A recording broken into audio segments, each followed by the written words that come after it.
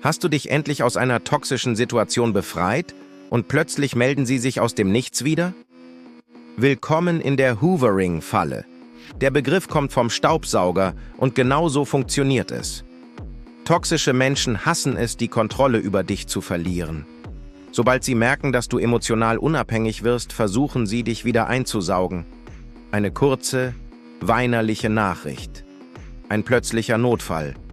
Oder ein vermeintlich klärendes Gespräch. Fall nicht darauf herein. Sie vermissen nicht dich. Sie vermissen den unbegrenzten Zugriff auf deine Energie. Sie testen nur, ob ihre Fernbedienung für deine Emotionen noch funktioniert. Deine einzige Antwort? Lass die Fernbedienung kaputt bleiben. Reagiere nicht.